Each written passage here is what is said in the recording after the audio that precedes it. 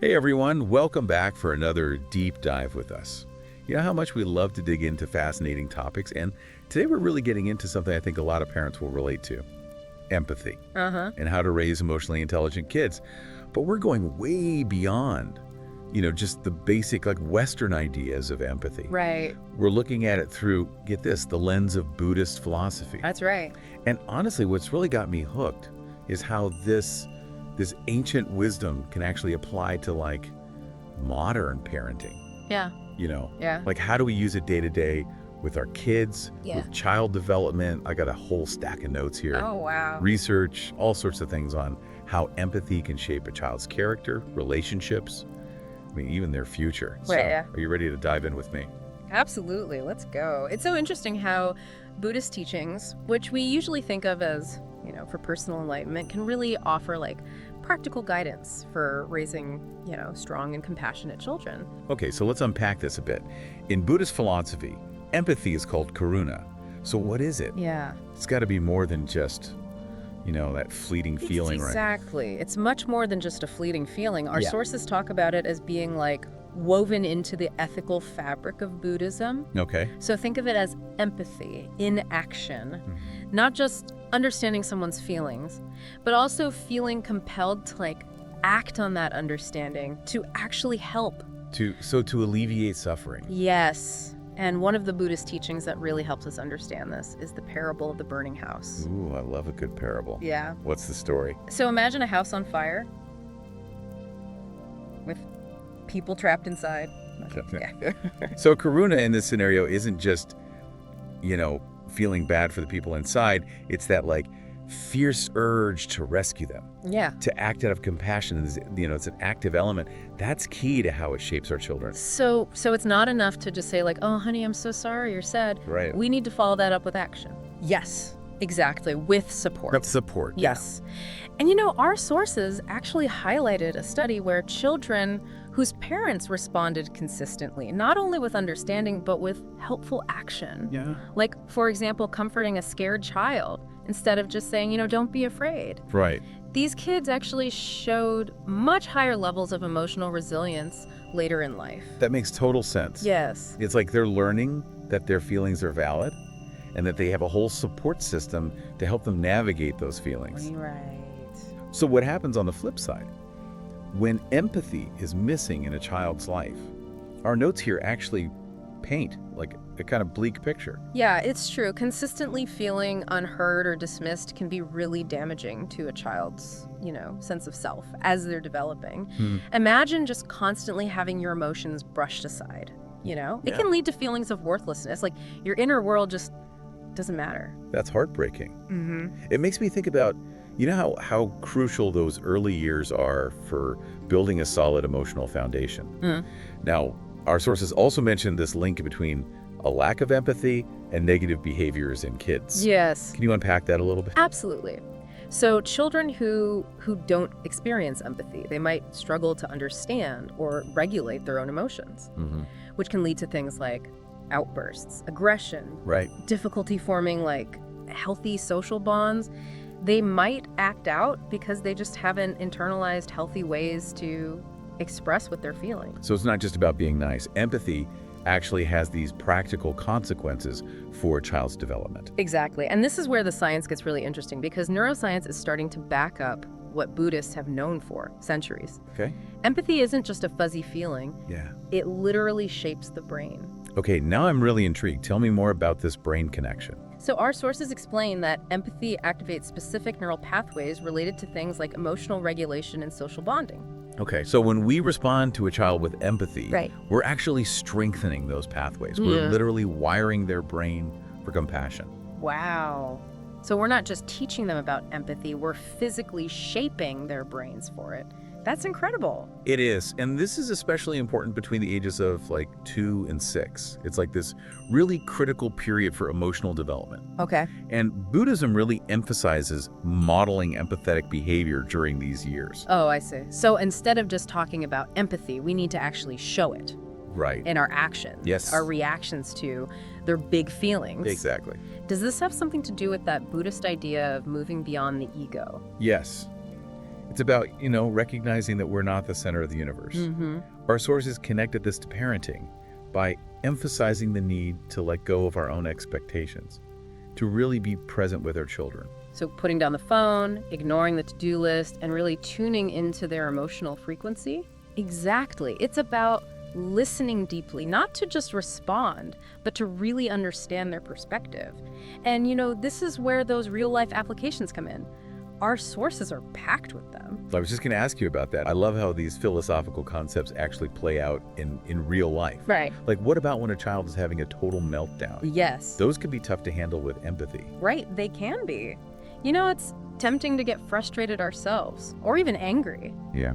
But Buddhist teachings offer a different approach, emphasizing, recognizing that the child is in distress, validating their feelings, and offering support. So instead of stop crying, it's more like, I see that you're really upset. What's going on? Exactly. That simple acknowledgement can de-escalate the situation so much because the child feels heard. Now, this doesn't mean that we cave to all their demands, right?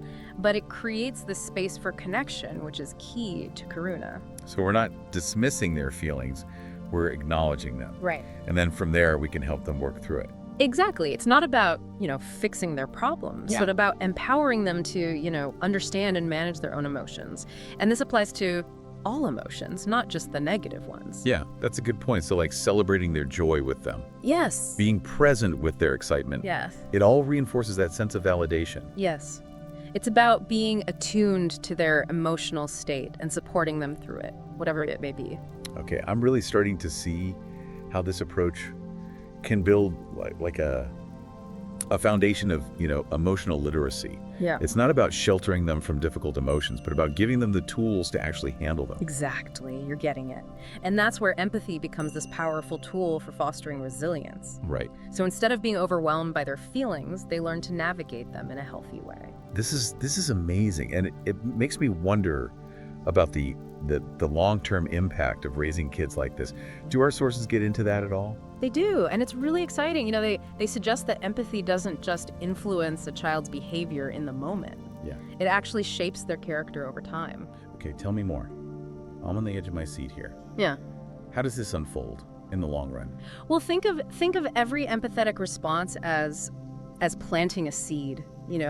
Over time, these seeds grow into these deeply rooted qualities, things like compassion, tolerance, respect for others. A garden of compassion blooming from those early interactions. I love that. Yes. And those qualities become the building blocks for healthy relationships. Right. Yeah. Personal, professional, all of them. Exactly. And they learn to consider others' perspectives, to navigate conflict in a healthy way, to build trust. All these skills we need for success in life. Wow. That's powerful. It's like empathy is this secret ingredient for creating a more harmonious and fulfilling life, both for the individual, but also for society as a whole. Exactly. And this harmony, this is right from Buddhist philosophy, it begins with inner peace. By teaching children to be aware of their own emotions and the emotions of others, we're helping them develop a sense of balance, groundedness, that will, serve them their whole lives. It's a beautiful thought. And it brings us back to that idea of empathy being a path to greater understanding, not just of others, but also of ourselves. Absolutely. And that reminds me of another key insight from our sources. Cultivating empathy doesn't just benefit our children, it enriches our own lives too. It deepens our connections, it broadens our perspectives, and ultimately it helps us live more meaningful lives.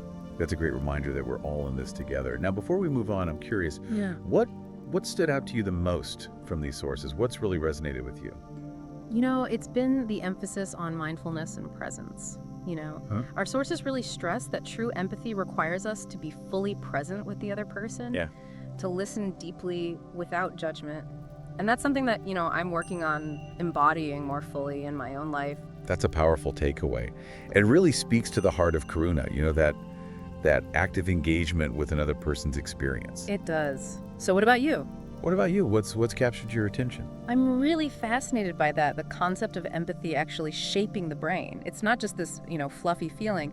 It's physically altering those neural pathways. Right. It really makes me think about how we could all benefit from consciously practicing empathy, to strengthen those connections, to become more attuned to the world around us. That's a fantastic insight. It really highlights the transformative power of empathy, you know, both for ourselves and for the world around us. Now, before we wrap up this part of our deep dive, I want to leave our listeners with something to ponder. Okay. How might consciously practicing empathy change your interactions with your children or even with the other adults in your life? Something to really reflect on. Absolutely. And as you continue to explore these ideas, remember that empathy is a journey, not a destination. Right. There will be times when we stumble, when we fall short, you know? Yeah. But the key is to keep practicing, to keep striving for greater understanding and compassion. Beautifully said. So before the break, we were really getting into the transformative power of empathy, how it can shape our brains, our relationships. And I'm really curious to hear more about those practical applications you mentioned. Yes. Like, our sources offer some fascinating insights into how this plays out, you know, in everyday life. Yeah, they really highlight this idea that it's not just about hearing our children's words, but truly like feeling and understanding their emotions. Right. It's about tuning into their emotional frequency. Yes. And that can be, you know, especially tricky Oh, yeah. with younger kids. Yeah. You know, whose words might not actually match what they're feeling. Totally. So it's about paying attention to their body language, Yeah. tone of voice, Right. even their silences. Yeah. And Buddhist philosophy offers this beautiful concept for this, being here and now. Oh, I love that. Yeah. It's about being fully present in the moment with our children. You know, putting aside our own distractions and worries and just giving them our full attention. It's about creating that safe space where they feel seen and heard Yes. without judgment. And our notes highlight that, you know, this is especially crucial when a child is struggling with like the difficult emotions, anger, frustration, fear. You know, it's so tempting to like dismiss those or try to fix them. Right. But our sources suggest this more compassionate approach, Right. rooted in Buddhist wisdom. Yeah, those are the moments when empathy is most crucial. Yeah. You know, so instead of saying don't be scared of the dark, we might say I understand that the dark can feel scary sometimes. Yeah. It's about validating their feelings, letting them know that it's okay to feel what they're feeling. Now, this doesn't mean that we're, you know, condoning negative behaviors, Right. but it does mean that we approach the child with understanding and compassion. It reminds me of that Buddhist idea of non-judgment. Yes. Right. Yes. Just accepting the child for, Yeah. you know, who they are and all their emotional complexity. Yes. And it seems like by creating that space of acceptance that they're more likely to open up, Yes. which then allows us to help them navigate those feelings Exactly. in a healthy way. Yeah. This feels very different than just feeling sympathy for them. You're absolutely right. Empathy goes beyond sympathy. It's about connecting with their experience, stepping into their shoes, feeling what they're feeling. It's about saying, I see you, I hear you, and I understand. Our sources provide some really compelling examples of how this plays out in like everyday situations. Yeah. One that really caught my eye was how empathy can be a powerful tool for resolving conflicts. Seems counterintuitive, right? Yeah. But our sources suggest that conflicts can actually be opportunities for growth and connection. They absolutely can be. Because when we approach conflicts with empathy, we're not trying to, you know, win or prove a point. We're trying to understand the other person's perspective. And this is so important when it comes to parenting. Yeah. You know, because conflicts are inevitable. Oh, they are, for sure. But instead of seeing them as battles to be won, we can model healthy communication and problem solving. So instead of just laying down the law, we're demonstrating how to listen, Yes. compromise, Yes. find solutions that work for everyone. And it seems like this goes beyond, you know, just resolving that immediate conflict. Right. It's about instilling these valuable skills that they can carry into all their relationships. Wouldn't you say? Absolutely. These empathetic ways of interacting, you know, they become ingrained in their approach to relationships. Yeah. You know, and they carry those skills with them into friendships, romantic relationships, their professional lives. It's like we're giving them a blueprint for navigating, you know, all the complexities of human connection. That's a beautiful way to put it. We've talked a lot about the benefits of raising children with empathy, but I'm curious about the long-term impact. Yeah. Do our sources kind of delve into how these early experiences shape their development as they grow? They do, and it's fascinating. They suggest that empathy doesn't just shape a child's behavior in the moment. Yeah. It actually influences their character development over time. Okay. Think of it this way. Mhm. Every time we respond to a child with empathy, we're actually reinforcing these neural pathways in their brain, Okay. strengthening their capacity for compassion, understanding, kindness. So we're literally wiring their brains for a more compassionate and interconnected worldview. Yes. Wow. It makes me think about the Buddhist concept of karma, Mm-hmm. right? The idea that our actions have consequences. Right. It's like by planting those seeds of empathy, we're setting in motion this positive chain of events that'll benefit our children for years to come. That's a beautiful way to put it. Yeah. And it really highlights the interconnectedness of everything. How our actions, even the, seemingly small ones, can have these far-reaching consequences. It's so inspiring to think about empathy as this powerful force for good in the world. It's not just, some warm and fuzzy feeling. Right. It's something that we can all cultivate and nurture, regardless of whether we have children or not. Speaking of which, what stood out to you from these sources? What resonated with you the most? I was really struck by the emphasis on mindfulness and presence. It's so easy to get caught up in our own thoughts and worries. Yeah. But these sources remind us that true empathy requires us to fully present with the other person, to listen deeply without judgment. Yeah. That's such a powerful reminder. Right. And it's something that we can all practice in our daily lives. Yes. Whether we're interacting with, children or friends or colleagues or even strangers. It makes me wonder how our listener might apply these insights to their own life. Yeah. What shifts might they make in their interactions with others Right. if they approach those interactions with greater empathy and presence? That's a great question to reflect on. And building on that, our sources offer some really fascinating insights into how empathy can actually enhance a child's sense of self-confidence and independence. Oh, that's interesting. At first glance, I wouldn't have connected those two things. Yeah. But now that you mention it, it makes perfect sense. Right, because when a child feels seen, heard, and understood, it validates their experience, Yeah. and it fosters this sense of self-worth. Yeah. It's like they're being told, you matter, your feelings matter. Yeah. And that kind of validation can be incredibly empowering. Absolutely. It makes sense that it would give them the confidence to, explore the world, to try new things, to express themselves authentically. Yes. And I imagine this also ties into the Buddhist concept of self-acceptance, recognizing and embracing all parts of ourselves, even the messy ones. You got it. Because when we teach children to accept their own emotions, we're also teaching them to accept themselves as whole and complete beings. Right. And that self-acceptance becomes the foundation for healthy relationships and a fulfilling life. This is so profound.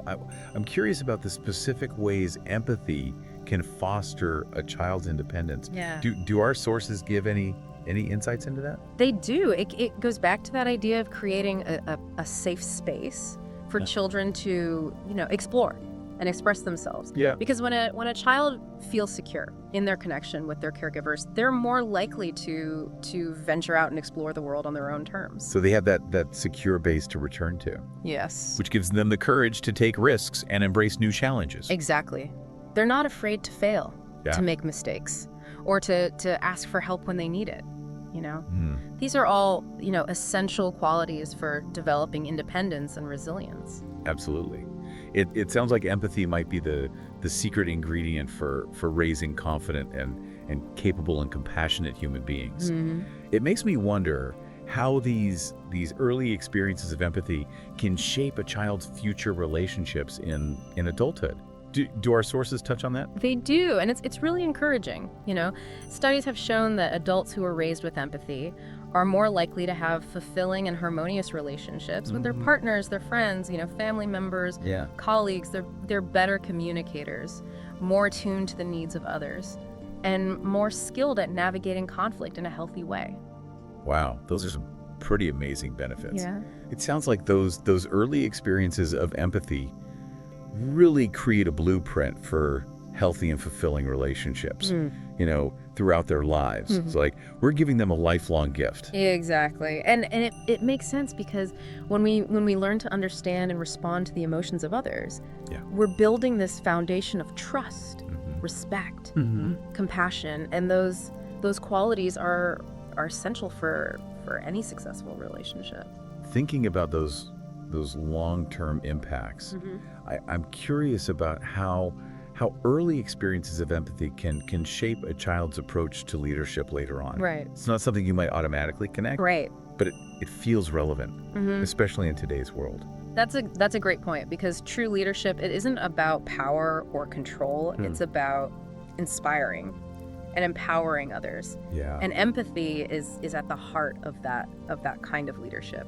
It makes sense that empathetic leaders would be able to connect with their team members on a deeper level, understand their perspectives, and create a work environment that fosters collaboration and innovation. Exactly. And this brings us back to that Buddhist concept of interconnectedness, recognizing that we're all part of this larger web of relationships. And when we approach those relationships with empathy and compassion, we create a more harmonious and fulfilling experience for everyone involved. It's truly inspiring to see how empathy can transform not just individual lives, but also the world around us. Before we move on, I'd love to hear what resonated with you from these sources. What stood out to you the most? I was particularly struck by the idea that empathy isn't just about understanding other people's emotions. Yeah. It's also about understanding our own. Yeah. Because when we're aware of our own feelings, we're better able to regulate them and to respond to others with compassion and understanding. That's a fantastic point. It highlights the importance of self-awareness and self-compassion as key components of empathy. And it reminds me of the Buddhist concept of mindfulness. Yes.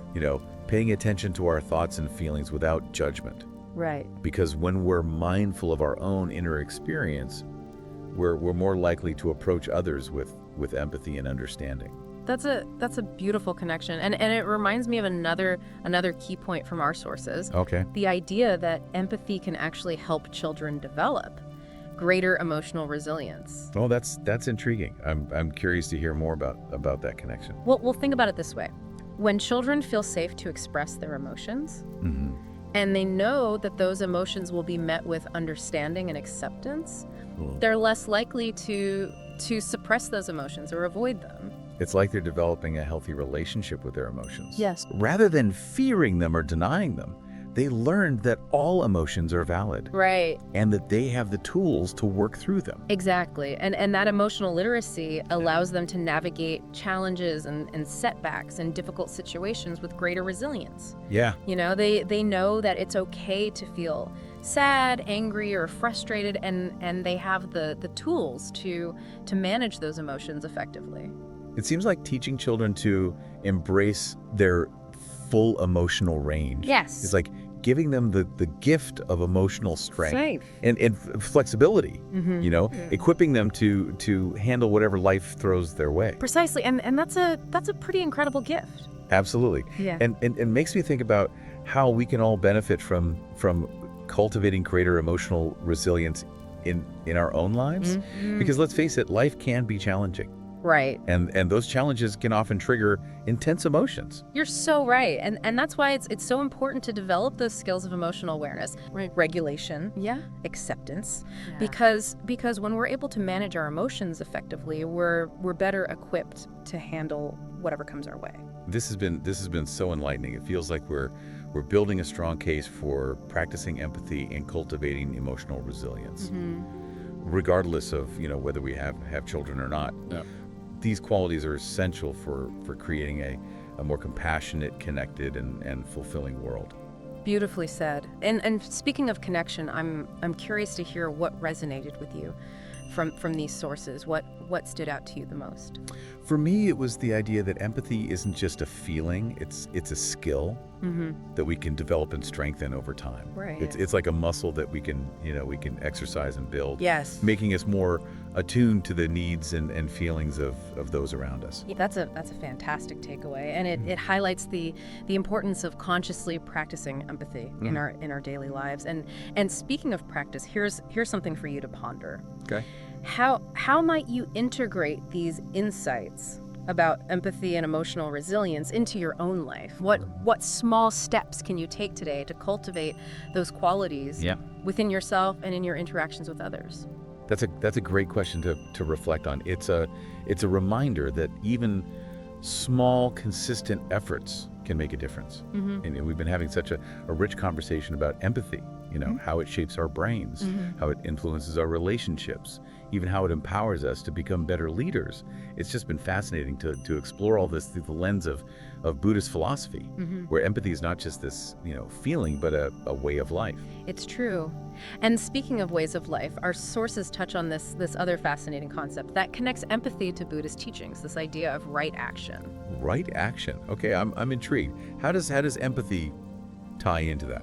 Well, in Buddhism, right action is about acting in a way that is skillful, compassionate, and beneficial to both oneself and others. Okay. And empathy plays a key role here because it helps us understand the potential impact of our actions on those around us. So it's like empathy informs our choices. Yes. Guiding us towards actions that create more harmony and well-being for everyone involved. Exactly. It's about moving beyond our own self-interest and considering the needs and perspectives of others.